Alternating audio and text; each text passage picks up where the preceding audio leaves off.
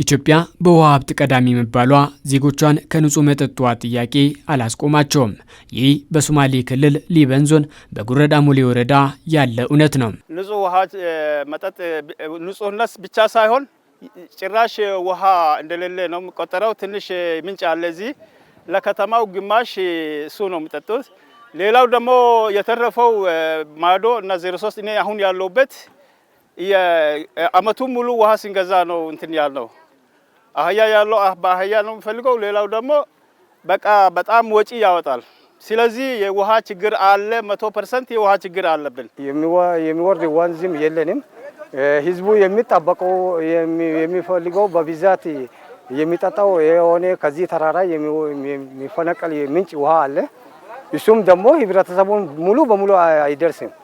ስለዚህ ለዚህ ጉዳይ ነው ውሃ ችግር አለበት ከ100%። አንድ ጋሪ አህያ ወደ 400 አካባቢ ብር የሚሸጥ ቦታ ነው ዋጋው። እነሱም ደግሞ ከሩቅ ቦታ ነው የሚያስመጡ።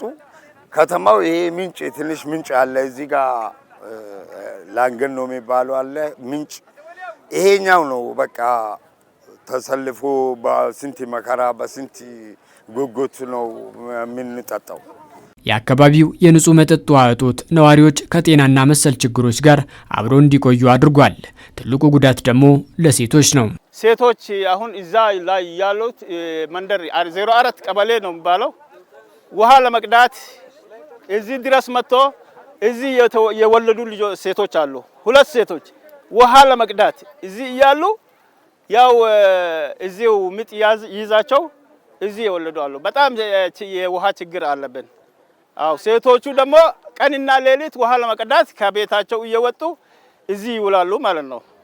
በጣም እኛ የጀርባ የሸከመው ሴት ጀርባ በ20 ሊትር ጀርባ የሸከመው የነበረው ሴት አሁን ወደ ቤቱ ካመጣ በጣም ጥሩ ደስታ ነው። የውሃና ኢነርጂ ሚኒስቴርም በአካባቢው ያለውን የውሃ ችግር በመረዳት የማህበረሰቡን ፈተና መቀነስ የሚችል የውሃ ፕሮጀክት አስጀምሯል። ፕሮጀክቱን ሶዳ ኮንስትራክሽን ጄቪ እና ጃርሶ ውሃ ስራዎች ኮንስትራክሽን የሚፈጽሙ ሲሆን በ21 ወራት ውስጥም ይጠናቀቃል ተብሎ ይጠበቃል። 3 የገጠር ቀበሌዎችና ለአንድ ከተማ የሚሰራ ነው።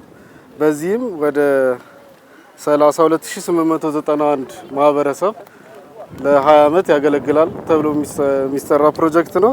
በዛውም 28933 እንስሳት የሚሆን ለውሃ አቅርቦት ይኖረዋል ማለት ነው። በዚሁም የተለያዩ የግንባታ ስትራክቸሮች አሉ። ከሶርስ የሚሆነው ለዚህ ፕሮጀክት የወንዝ ውሃ ነው፣ ዱማል ይባላል።